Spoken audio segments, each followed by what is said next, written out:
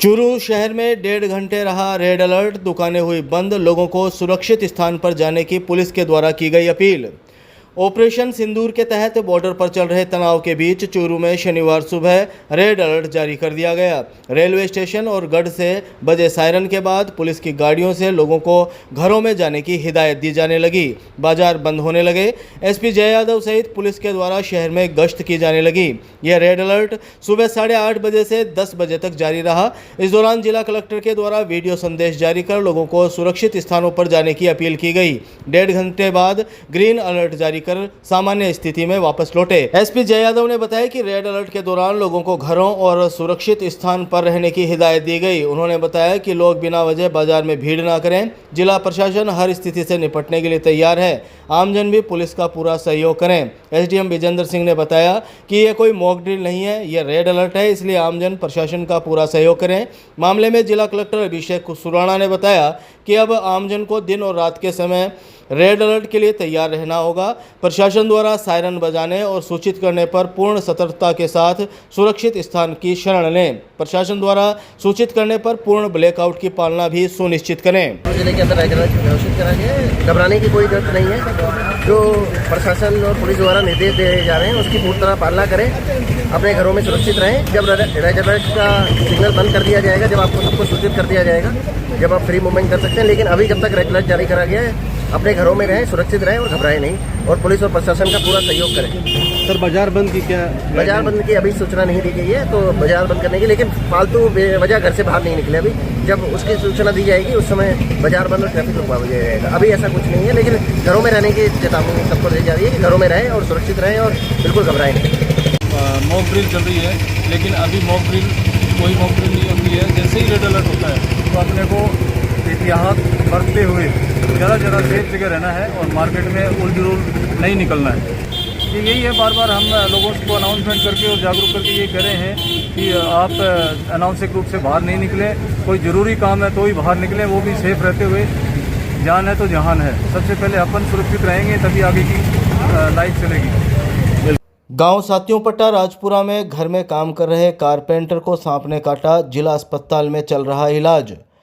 चूरू के गांव सात्योपट्टा राजपुरा में शनिवार को घर में कारपेंटर का काम कर रहे 49 वर्षीय व्यक्ति को जहरीले सांप ने काट लिया। सांप के काटने के बाद व्यक्ति अचेत होने लगा। परिवार के लोग उसे पहले धार्मिक स्थल लेकर पहुंचे, जहां से उसको चूरू के राजकीय भर्ती अस्पताल लेकर आया गया। यहां मौजूद डॉक्टरों और नर्सिंग स्टाफ ने उसका इलाज शुरू किया। अस्पताल में दोपहर 1 बजे करीब हनुमान ने बताया कि उसके बहनोई सात्योपट्टा राजपुरा निवासी 49 वर्षीय भंवरलाल घर में कारपेंटर का काम करते हैं। जब वह घर में काम कर रहे थे तभी औजार लेने के लिए उसने संदूक में हाथ डाला था। तभी संदूक में छिपे सांप ने उसके हाथ पर काट लिया, जिससे भंवरलाल की तबीयत बिगड़ने लगी। परिवार के लोगों ने भंवरलाल को पहले गांव में स्थित धार्मिक स्थल लेकर पहुंचे, जहां झाड़ फूंक के बाद उसको अस्पताल लाया गया। यहां उसका इलाज जारी है। फिलहाल भंवरलाल अस्पताल के आपातकालीन वार्ड में भर्ती है। वन विहार कॉलोनी में बिजली का मीटर लगाने गए कर्मचारी की करंट से मौत। पुलिस ने पोस्टमार्टम के बाद शव परिजनों को सौंपा। चूरू शहर के वन विहार कॉलोनी में शनिवार को बिजली का मीटर लगाने गए कर्मचारी की करंट लगने से मौत हो गई। अचेत हालत में उसे निजी वाहन से राजकीय भर्ती अस्पताल के आपातकालीन वार्ड लेकर पहुंचे थे, जहां चिकित्सकों ने उसे मृत घोषित कर दिया। सूचना के बाद अस्पताल चौकी पुलिस ने घटना की जानकारी जुटाई। हादसे की सूचना के बाद अस्पताल के आपातकालीन वार्ड में बिजली विभाग के अधिकारी और कर्मचारियों की भीड़ लग गई। कोतवाली थाने के हेड कांस्टेबल सुभाष चंद्र मीणा ने दोपहर 2 बजे करीब जानकारी देते हुए बताया कि रामपुरा निवासी जगदीश प्रसाद ने रिपोर्ट दी कि उसका भाई 35 वर्षीय सोमवीर बिजली विभाग में टेक्नीशियन हेल्पर है, जो शनिवार को वन विहार कॉलोनी में सत्यनारायण शर्मा के घर बिजली का मीटर लगाने गया था। वहां काम करने के दौरान उसको करंट का तेज झटका लगा। करंट से सोमवीर की हालत बिगड़ गई। साथ में काम कर रहे साथियों ने उसको निजी वाहन से अस्पताल के आपातकालीन वार्ड पहुंचाया, जहां चिकित्सकों ने सोमवीर को मृत घोषित कर दिया। सूचना के बाद पुलिस ने शव को मोर्चरी में रखवाया, जहां शव का पोस्टमार्टम करवाकर परिजनों को सौंप दिया गया।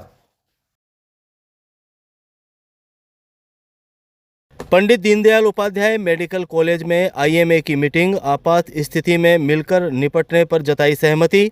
चूरू के पंडित दीनदयाल उपाध्याय मेडिकल कॉलेज में शनिवार शाम 4 बजे करीब इंडियन मेडिकल एसोसिएशन की मीटिंग हुई। इस मीटिंग में आपातकालीन स्थिति होने पर प्राइवेट हॉस्पिटल के डॉक्टर भी राजकीय भर्ती अस्पताल में सेवाएं देने और प्राइवेट अस्पताल में रोगियों का निःशुल्क इलाज करने पर सहमति जताई। आईएमए के अध्यक्ष डॉक्टर राहुल कस्वा ने बताया कि युद्ध की स्थिति में बेड फुल होने पर अपने निजी अस्पतालों में रोगियों को निःशुल्क इलाज करेंगे। अगर जरूरत पड़ी तो प्राइवेट हॉस्पिटल के डॉक्टर अस्पताल में भी अपनी सेवाएं देंगे। डॉक्टर कस्वा ने बताया कि आपात स्थिति से निपटने के लिए वह हर संभव सेवाएं देने के लिए तैयार है। आईएमए से आज हमारी मीटिंग हुई है और जो आपातकालीन स्थिति चल रही है इसके लिए आईएमए के चिकित्सक स्वयं सामने आए और उन्होंने हमें ये कहा है कि भर्ती हॉस्पिटल में अगर ट्रीटमेंट के लिए जगह नहीं रहती है तो हम हमारे हॉस्पिटल में आपके पेशेंट्स अकोमोडेट करेंगे और जिनका इलाज उन्होंने पूर्ण निःशुल्क करने का भी वादा किया है। और दूसरी बात, अगर भर्ती हॉस्पिटल में इलाज के दौरान अगर चिकित्सकों की कोई कमी होती है, कि फैकल्टी कम पड़ जाती है, तो ये भी वहाँ आकर बिना मूल्य सेवा देंगे। जो भी उनकी राउंड द क्लॉक ड्यूटी लगेगी वो ड्यूटी करने की भी उन्होंने हमें कहा है और उन्होंने हमें पूरी तरह से सहयोग देने के कहा है। कि ये भी बताया है कि जिला प्रशासन, मेडिकल प्रशासन और आईएमए दोनों मिल के काम करेंगे और ये जो विपदा आई है इसका सामना करके मरीजों को जितनी सेवा दे सकेंगे ये उन्होंने हमें आश्वासन दिया है। सीज फायर के बाद जिला कलेक्टर अभिषेक सुनाना ने आपात परिस्थितियों में सहयोग के लिए जताया आभार। भारत पाकिस्तान के बीच चल रहा तनाव शनिवार को खत्म हो गया। अमेरिका के राष्ट्रपति डोनाल्ड ट्रंप और भारत के ऐलान के बाद युद्ध विराम हो गया। सीज फायर के ऐलान के बाद चूरू जिला कलेक्टर अभिषेक सुनाना ने आपात परिस्थितियों के मद्देनज़र सहयोग के लिए समस्त चूरू जिले वासियों, जनप्रतिनिधियों, मीडिया कर्मियों, अधिकारियों, कर्मचारियों, सामाजिक संगठनों और संस्थानों का आभार जताया है। सूचना और जनसंपर्क विभाग द्वारा शाम 7 बजे करीब जारी प्रेस नोट के मुताबिक जिला कलेक्टर अभिषेक सुराणा ने कहा कि सभी के सहयोग से हम मिलकर परिस्थितियों में बेहतर समन्वय कर पाए तथा सरकार के निर्देशों की पूर्ण पालना कर पाए। सभी जिले वासियों, जनप्रतिनिधियों, मीडिया कर्मियों, अधिकारियों, कर्मचारियों, सामाजिक संगठनों और संस्थानों का सहयोग सराहनीय रहा। भविष्य में भी हम सब मिलकर जिले को आगे बढ़ाएं तथा बेहतरीन समन्वय का परिचय दें।